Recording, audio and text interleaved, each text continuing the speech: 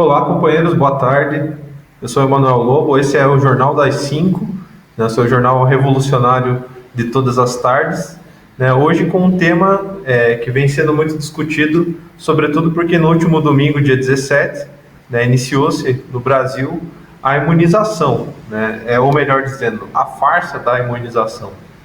E nesse sentido, né, nossa imprensa tem como papel revelar, né, toda a manipulação da burguesia que está usando esse acontecimento como uma campanha aí eleitoral, né, uma campanha política para impulsionar, para gabaritar, né, a figura do governador fascista João Dória, do PSDB de São Paulo, como candidato em 2022. Então, esse vai ser o tema principal do nosso programa de hoje, como vários outros assuntos que têm relação também com essa política da burguesia, né, no sentido de esvaziar, né, a extrema-direita, que ela mesma colocou no poder, né, como no caso dos Estados Unidos e no caso do Brasil, para fortalecer os setores mais poderosos da própria direita tradicional. Bom, antes da gente começar propriamente a nossa pauta, eu convido os companheiros a se inscreverem no nosso canal, né, curtirem o vídeo, compartilharem nosso conteúdo, né, para fortalecer a nossa imprensa, se tornarem membros, né, a partir de R$ 7,99, você se torna membro da Causa Operária TV e contribui muito para o impulsionamento, para a ampliação do alcance do nosso canal, né, que está chegando, inclusive, chegou, na verdade, aos 89 mil inscritos, né, estamos muito perto aí de chegar aos 100 mil inscritos, né, e como existe uma metáfora clássica aí, dos youtubers, né, é mais difícil chegar até os 100 mil inscritos do que, por exemplo, dos 100 mil inscritos chegar ao 1 milhão de inscritos, né? Então, nosso primeiro objetivo é bater a marca dos 100 mil inscritos para ampliar ainda mais, né, a nossa imprensa operária revolucionária 24 horas no ar. Então, boa tarde aos companheiros que estão nos acompanhando e agora já propriamente entrando na nossa pauta de hoje, né, a gente começa com a questão da posse do Joe Biden, né, nos Estados Unidos. A imprensa burguesa está destacando em todos os lugares, né, que ocorreu na tarde dessa quarta-feira, né, a posse do candidato do Partido Democrata, né, o Joe Biden, que foi inclusive permitida por uma gigantesca fraude eleitoral, né. A gente denunciou desde o princípio, né, toda a manipulação que foi feita aí, a censura contra o adversário, né, o candidato de extrema-direita e até então o presidente Donald Trump, como também da rede social Parler, né, uma rede social aí conhecida como Twitter da extrema-direita, bem como uma série de outras medidas, né, onde a imprensa burguesa, né, os principais setores aí do monopólio da comunicação, como o New York Times, o Washington Post, e os principais jornais, né, canais de comunicação na TV, na rádio e na internet, fizeram uma campanha agressiva aí, contra o Trump em favor do Joe Biden, né? E mesmo assim, né, as eleições foram muito apertadas, mesmo com toda essa manipulação, mesmo com bilionários apoiadores do Joe Biden, como o caso do Michael Bloomberg, terem pagado aí a multa para centenas de milhares de presidiários votarem no Joe Biden, né, ou seja, chantageando as pessoas que estão encarceradas nos Estados Unidos, que é um verdadeiro campo de concentração, bem como a votação por correspondência, né, uma série de medidas aí que não tem controle nenhum da população e que com certeza, né, beneficiaram e permitiram a vitória do Joe Biden, né. Então, se a produção puder mostrar a foto do Biden aí, na cerimônia de posse, né, a imprensa burguesa destaca, né, obviamente aproveitou a situação para criticar o próprio Donald Trump, dizendo o seguinte, né, a Folha de São Paulo diz que Trump rompeu a tradição de 152 anos e não compareceu à cerimônia, né, que reuniu 1.000 convidados, perdão. E eles destacam o seguinte: em uma Washington sitiada, Biden fez seu juramento em frente ao Congresso americano nesta quarta-feira, 20, e tomou posse como 46º presidente dos Estados Unidos. O democrata, segundo o presidente católico da história do país, jurou sobre a Bíblia, como é tradição nos Estados Unidos, diante do presidente da Suprema Corte americana. A cerimônia andou com a promessa de Trump. O republicano não aceitou totalmente sua derrota e se tornou o quarto presidente da história do país a não comparecer à posse do sucessor, que não acontecia há 152 anos. Bom, a gente viu também que antes, inclusive, no começo do ano, né, no dia 6 aqui, 14 dias atrás, aconteceu um protesto, né, inclusive, de apoiadores do Trump, denunciando a fraude eleitoral, né, dizendo que não iam aceitar, né, a manipulação que levou o Biden ao poder, né, e vários outros fenômenos aí que se apresentaram mostram, né, que o Biden era o candidato principal do imperialismo, né, as bolsas de valores em todo o mundo, né, elas se animaram com a vitória do Biden, né, com a confirmação do Joe Biden, né, no dia 6, ainda pelo Congresso, né, a oficialização da contagem de votos. E nesse momento já tem uma série de rumores aí que estão publicados na própria imprensa burguesa, né, dizendo aí que o Biden ele vai reverter uma série de políticas que o Trump tinha. O problema é o seguinte: isso é colocado como sendo uma coisa boa. O fato é que o Donald Trump, apesar de ser um direitista, né, um elemento da extrema-direita norte-americana, e de falar uma série de absurdos, como a gente vê, que nem o Bolsonaro no Brasil, ele foi um dos únicos presidentes, não sei dizer se o único, mas um dos únicos presidentes dos Estados Unidos que não iniciou nenhuma guerra aí contra outro país, né? A política externa do Trump foi, apesar de todo o discurso dele e tal, foi extremamente limitada, né? Dado que ele sofreu uma série de oposições dentro do próprio país, né? E dentro do próprio regime, né? Tanto do partido de oposição, o Partido Democrata, quanto do próprio partido dele, o Partido Republicano. Então, nesse sentido, né, a extrema-direita, ela ajuda aí a população de todo o mundo, né, de uma forma, acaba sendo um inconveniente, né, para o regime, porque mesmo que ela faça parte do regime, né, o Donald Trump não é nenhum revolucionário, não é nenhum elemento da esquerda ligado aos trabalhadores nem nada, mas mesmo sendo um capitalista e um extremista de direita, ele acabou se chocando aí, né, na defesa dos próprios interesses aí, dos setores da burguesia que ele representa, né, setores menores da burguesia norte-americana, acabou se chocando contra os interesses do imperialismo, né, e ajudou nesse sentido a população mundial a ver a ditadura que é o regime democrático, né, entre muitas aspas, norte-americano, né, que inclusive agora está procurando já exportar aí para todo mundo, né, essas novas leis repressivas, aí, como o próprio Biden falou, né, que são para combater o terrorismo doméstico, né, ou seja, os protestos da população.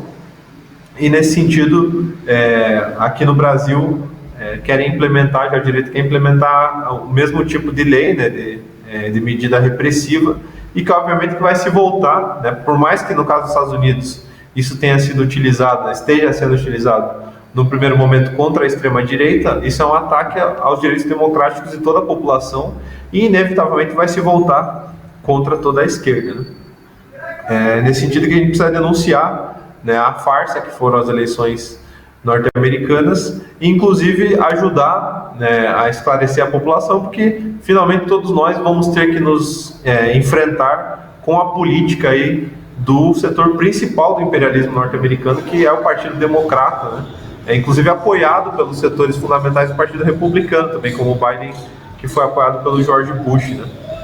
Então, nesse sentido, queria aproveitar e fazer um breve intervalo aqui, saudar os companheiros que estão aqui e fazer uma propaganda, porque ontem se concluiu a quinta aula da 46ª Universidade de Férias do Partido da Causa Operária e da Aliança da Juventude Revolucionária, né? Está tendo curso sobre o que foi o stalinismo, né? Se a produção puder passar as fotos aí para os companheiros verem, né? São 16 aulas, né? Então nós acabamos de passar aí 1/3 do curso, né? Amanhã inclusive vai acontecer a sexta aula, e é possível, né, os companheiros que ainda não estão fazendo parte do curso, né, tem mais de 1.400 companheiros aí já confirmados, né, mais de 1.000 inscritos participando do curso, e os companheiros que não se inscreveram ainda dá tempo, né, é só acessar o site da universidade, marxista.pco.org.br. Vocês estão vendo aí a foto da aula de ontem, né, em que o companheiro Rui começou a explicar né, a luta política dentro da União Soviética, né, e falou sobre a origem do Partido Bolchevique, as suas principais influências, né, uma aula muito importante, né, inclusive alguns companheiros falaram da semelhança do PCO com o Partido Bolchevique, né, o nosso partido é um partido de tradição bolchevique, inspirado, né, e muito afeito à experiência que os companheiros tiveram, né, e mostraram para o mundo todo na Rússia do começo do século passado, né. Então, se a produção puder passar o trailer da Universidade Marxista para os companheiros acompanharem.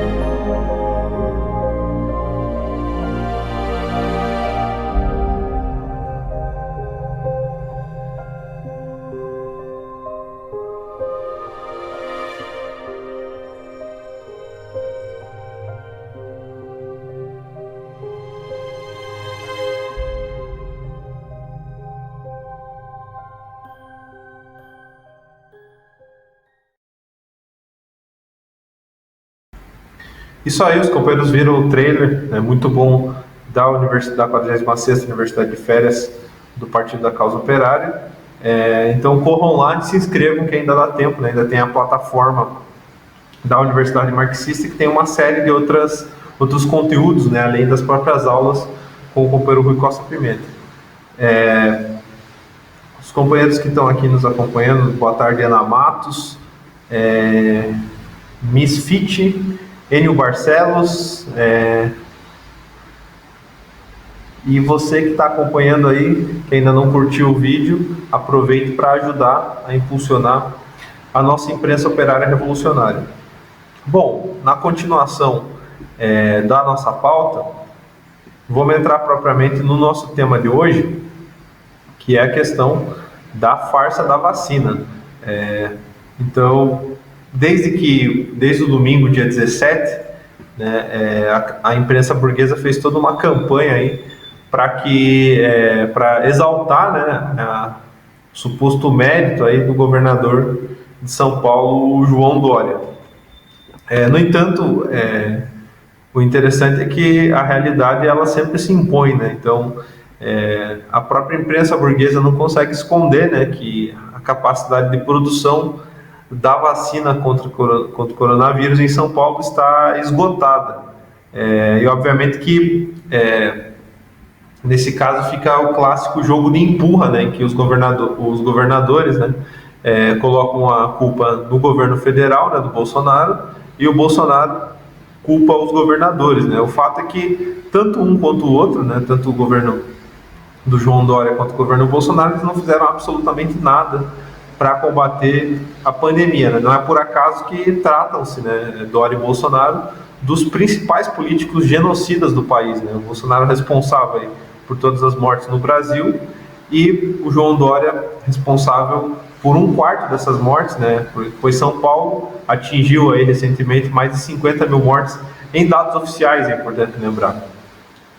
A matéria diz o seguinte: o governo paulista fez novos apelos para que a gestão de Bolsonaro se envolva nas negociações com a China para acelerar a importação de insumos. Agora, é um absurdo, porque o Brasil tem uma série de setores aí especializados na produção de insumos necessários, né? Tem universidades, tem pesquisadores de ponta aí em várias áreas relacionadas, né, à produção de testes ou mesmo da vacina. e o governo deixou tudo para a última hora, né? E nesse momento, como para acobertar a própria omissão durante toda a pandemia, um ficar jogando a culpa no outro, né? Então, obviamente que a imprensa burguesa aqui, ela está defendendo a posição do João Dória, né? Ou seja, está reforçando que a culpa seria do governo Bolsonaro, mas como todos sabem, né, São Paulo em nenhum momento fez alguma coisa além, né, da propaganda em torno do isolamento social. Mas para quem vive em São Paulo e tem que trabalhar, né, não é burguês como o João Dória e a esposa dele, o metrô, o ônibus, né, os trens, eles ficaram sempre cheios, né? Nunca teve isolamento social no transporte coletivo, né? Pelo contrário, o transporte coletivo é o verdadeiro promotor da aglomeração social, né? Empilhar pessoas em cima de pessoas, né? De uma maneira que, mesmo que se todo mundo tivesse com um capacete e máscara, o contágio ainda seria muito grande. Então, a produção puder mostrar, né, um pouco dos dados, dos próprios dados oficiais, né, do boletim de ontem do Ministério da Saúde, né, em que nós temos as seguintes informações, né. O interessante é que a própria maneira que eles montam o boletim é uma manipulação já, né. O número que fica destacado é o número de casos recuperados, que segundo o governo seriam mais de 7 milhões e 500. No entanto, né, o número de casos confirmados é de mais de 8 milhões e 500, 8 milhões 573, 864 pessoas, né, que se infectaram de coronavírus até então, quase 5% quer dizer, bem mais que 5% da população. De casos novos, né, foram mais de 62 mil casos, e o país atingiu, né, na data de ontem, 211.491 mortos, né, tendo mais de 1.000 mortos por dia, né? Então, isso mostra que a pandemia, né, como a gente vai ver em seguida, se a produção puder colocar o gráfico de barras aí, ela não só nunca foi controlada, como ela está aumentando, né?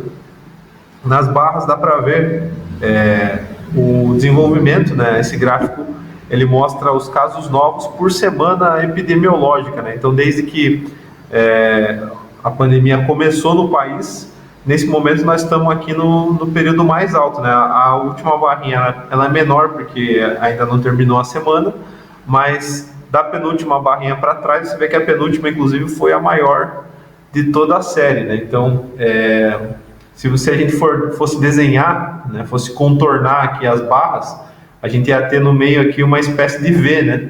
Diferente do que o Paulo Guedes fala, que a economia está crescendo em V, na verdade, o que está acontecendo é que a pandemia está crescendo em V, né? Tem um gráfico das barras verdes que mostra os dias, né? É a mesma questão do contágio, só que mostrando as infecções em cada dia, né?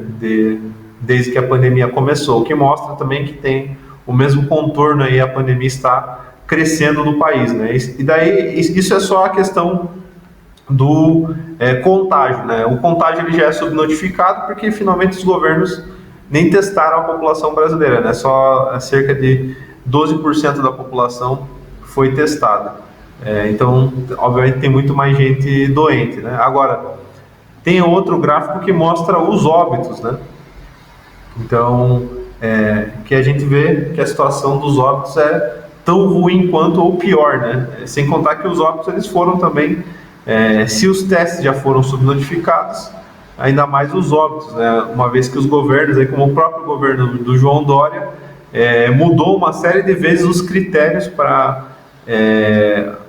que utilizava para contar, né, as mortes por coronavírus. Então a gente vê o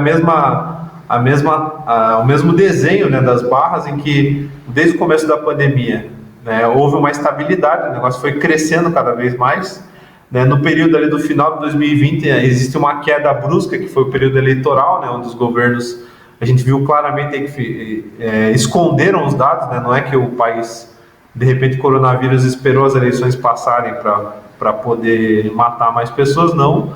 Na verdade, os dados foram muito mais manipulados do que de costume nesse período, e quando acabou as eleições, os casos eles explodiram, né? E novamente nós estamos na mesma situação, ainda pior do que o começo da pandemia, né? Se a produção puder passar o último gráfico aí, que é o das mortes por semana, né? Esse daí fica claro o mesmo desenho, né?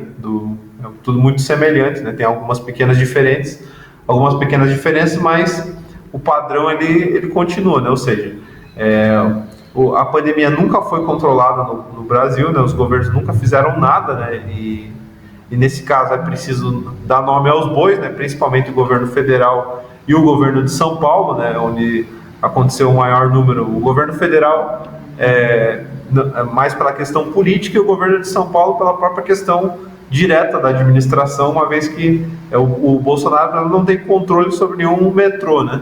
Já o João Dória, ele é responsável aí pela aglomeração no metrô de São Paulo, onde provavelmente se transmitiu o maior número de carga do vírus aí em todo o país, né? Dado que deve ser o lugar da América Latina que mais tem aglomeração de pessoas, ou um dos que mais tem, com certeza é o metrô de São Paulo.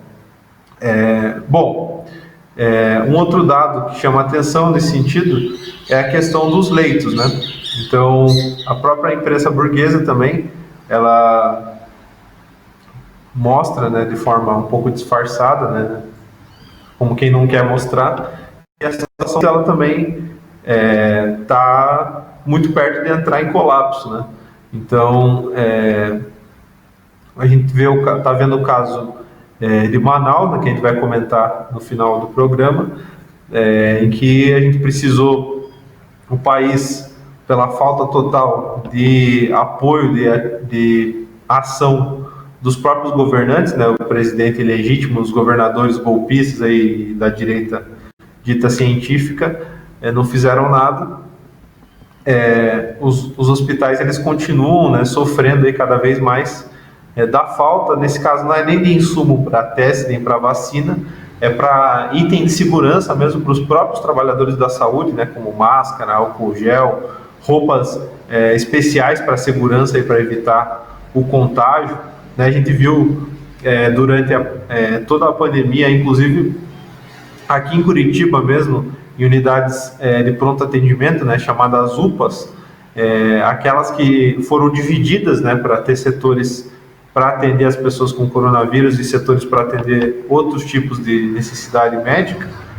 A divisão entre os setores foi feita não por nenhum tipo de construção, por nenhum tipo de divisória, nem de escritório, enfim, foi feita por plásticos, né, sacos de lixo, plásticos improvisados, né, para separar as alas de unidade de tratamento. Então, é um absurdo total, né? Os governos não investiram nada na saúde, e com tudo isso daí, a imprensa burguesa, né, e o governo de São Paulo estão fazendo uma campanha grande em torno do João Dória, né, do governador de São Paulo, como se fosse o grande responsável pela chegada da vacina ao país, né? Sendo que a vacina utilizada para a primeira imunização no domingo passado, ela foi importada, né? Não foi produzida no Brasil ainda,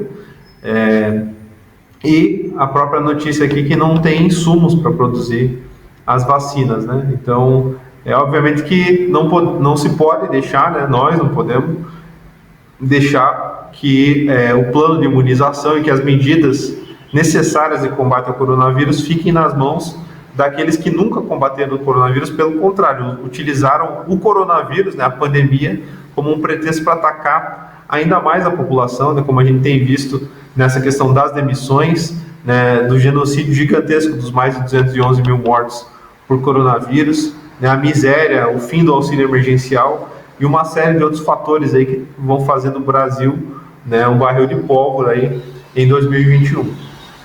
Bom, deixa eu dar uma olhada nos comentários dos companheiros para ver se tem alguma pergunta. Tem mais companheiros aqui.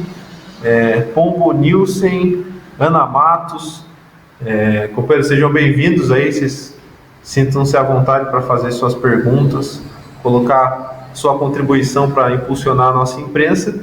E aí, um outro tema, né, que a gente viu é que enquanto a burguesia ela diminui, né, ela procura diminuir os erros, né, ou mesmo acobertar dos governadores científicos, aí, como o caso do Dória, ela usa todos os erros cometidos por toda a administração pública, né, como se fosse uma responsabilidade do Bolsonaro. Então, há uma clara campanha de desgaste do presidente legítimo aí, Bolsonaro, para, em outra medida, né, paralelamente promover, né, aquele que aparentemente será o candidato da burguesia em 2022, que é o governador, na época da campanha, né, o chamado de Bolsodória, o governador de São Paulo. E nesse sentido, né, é preciso, né, denunciar essa manipulação total, né, essa tentativa de reciclagem da figura fascista do João Dória, né, que é o governador que derrubou a construção com um morador dentro, atacou o pessoal na Cracolândia, quis dar ração para as crianças, enfim, cortou o investimento, o governador científico que cortou todo tipo de investimento na pesquisa científica no estado de São Paulo, né, atacando as universidades estaduais como a Unesp, então favorecendo, né, a polícia, incentivando que a polícia reprimisse e matasse a população, né, falando que no governo dele a polícia ia matar mesmo.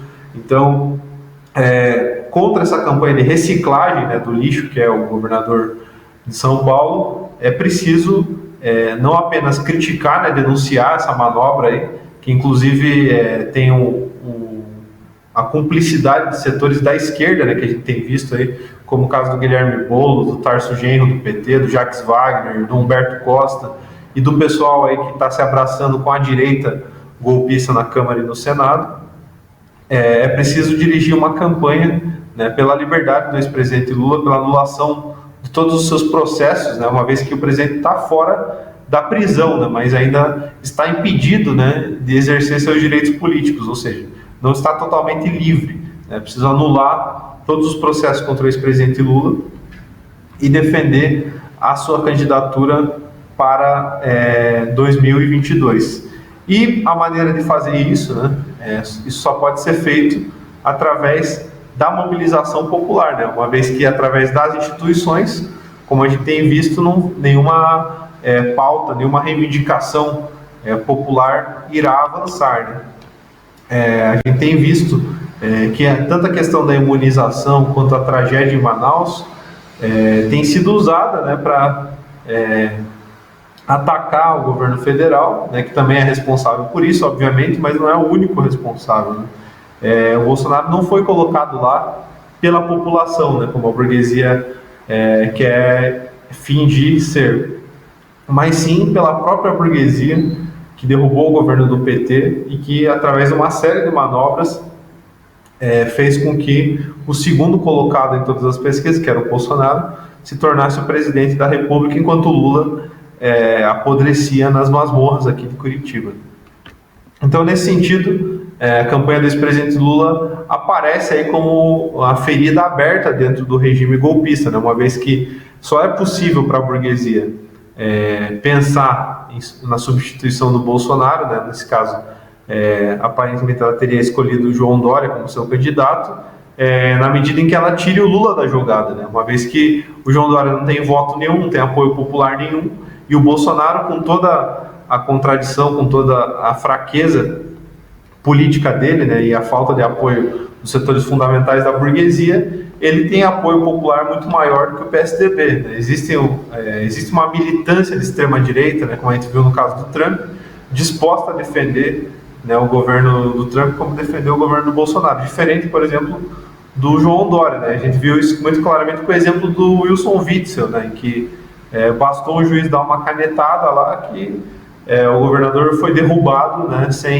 caiu sem nenhum protesto, nenhuma manifestação, nenhum apoio de nenhum setor da população, né? Nesse sentido, é preciso tirar o ex-presidente Lula da jogada para permitir que setores da esquerda, né, com medo do bolsonarismo, né, ou seja, o bolsonarismo sendo usado como um espantalho, né, para que a esquerda seja colocada a reboque da direita e apareçam, né, aqueles sabichões, né, da política, que não manjam nada, que não sabem nada, dizendo que é preciso, contra o demônio, votar no diabo, né? É preciso contra o Bolsonaro a qualquer custo, votar em qualquer outro golpista, seja quem for, né? Seja João Dória, seja o Bolsonaro 2, não sei. Então, nesse sentido, fica aqui os companheiros que quiserem entender melhor essa situação, né, podem consultar, né, tem várias matérias sobre esse tema hoje no Diário da Causa Operária online, inclusive a manchete ou editorial que tratam de temas como esse, né? A manchete destaca contra as manobras da burguesia, lutar por Lula presidente, né?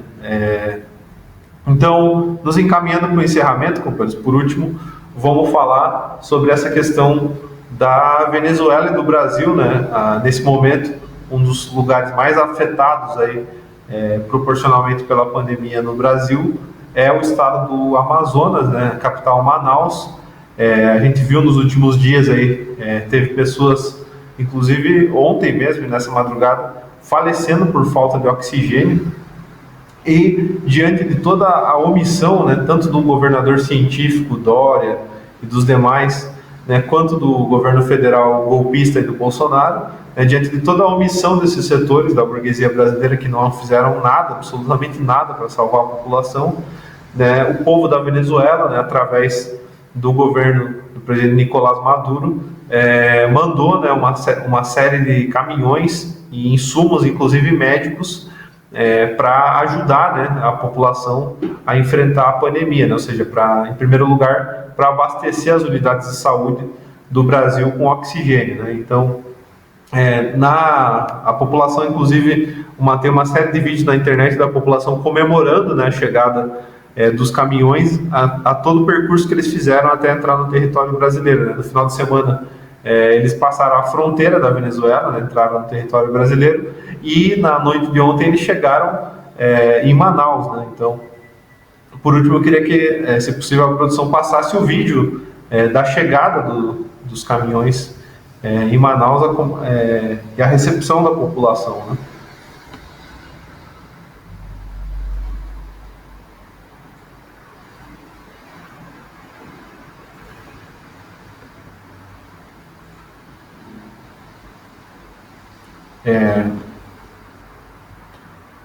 Bom, enquanto isso eu vou ver os comentários dos companheiros aqui.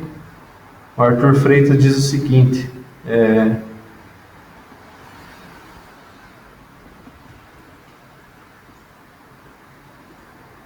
Dória jogou água fria nos moradores de rua na noite mais fria de São Paulo. Bem lembrado.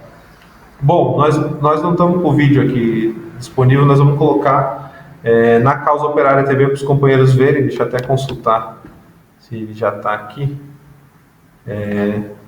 Mas é a recepção muito calorosa da população em Manaus, agradecendo, né, reconhecendo, né, a ideia, inclusive, de povo latino-americano, né, uma unidade de povos irmãos, aí lutando, né, contra o genocídio dos golpistas que deixaram a população para morrer, não só em Manaus, né, mas Manaus é o caso nesse momento mais claro aí da omissão total dos governos da direita golpista, né?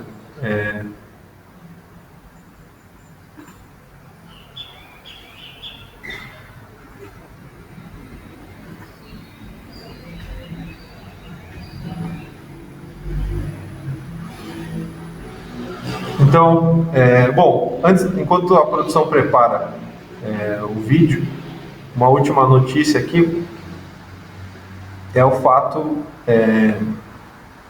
da questão da censura, né? A gente tem sido muito discutida, inclusive, tem uma entrevista do companheiro Rui, né? Vocês podem acompanhar aí no Diário da Causa Operária sobre isso, né? As últimas análises, o companheiro também falou sobre isso, e o editorial do Diário da Causa Operária, desse dia 20, fala sobre esse tema, né?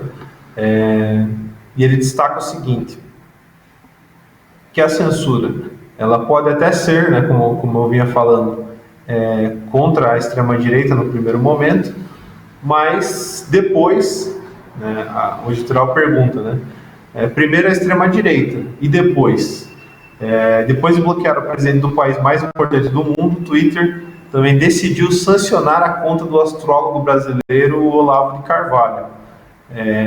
A matéria destaca, né, a campanha aí da burguesia contra os setores da extrema-direita, que ganharam todo um apoio, né, de vários setores na internet e acabaram fazendo frente, em alguma medida, ao monopólio da imprensa capitalista golpista, né? O Twitter, assim como outras redes sociais, como o Facebook, bloquearam, né, e mesmo depois suspenderam definitivamente a conta do Donald Trump, né, então presidente dos Estados Unidos, e depois, inclusive, baniram da internet a rede social Parler, né? Foi uma série de manobras ali de vários setores da burguesia imperialista, como o Google, a Amazon, a Apple, né, que retiraram aí das lojas de aplicativo e dos servidores de todo mundo a rede social Parler, né? Nesse sentido, a gente tem denunciado, né, que essa censura, mesmo que seja contra a extrema-direita, que também são os nossos inimigos, ela acaba atacando, acaba destruindo os direitos democráticos da população. E nesse sentido, se os direitos não servem nem para a extrema-direita, né, quem que vai garantir que os direitos sirvam para a esquerda e para a população em geral? Logo, nós nunca podemos defender, né, a capacidade repressiva do Estado capitalista, que não é um ente neutro, né, como setores aí, como a própria burguesia procura destacar, mas sim é um elemento, né, é uma entidade que garante a dominação da burguesia sobre as demais classes, né, nesse caso, sobre todos os trabalhadores e a população mundial. Bom, tá no ponto o vídeo, companheiros, então eu agradeço a participação de vocês aqui hoje, né, continuem aí acompanhando a programação 24 horas da Causa Operária TV, né, depois ainda tem uma série de programas ainda hoje, né, e a gente se encontra no próximo J5, né, o J5 vai ao ar sempre a partir das 17 horas, né, de segunda a sexta-feira, e é o jornal mais revolucionário de todas as tardes, né? Então eu deixo com vocês o vídeo da Venezuela e a gente se encontra no próximo programa.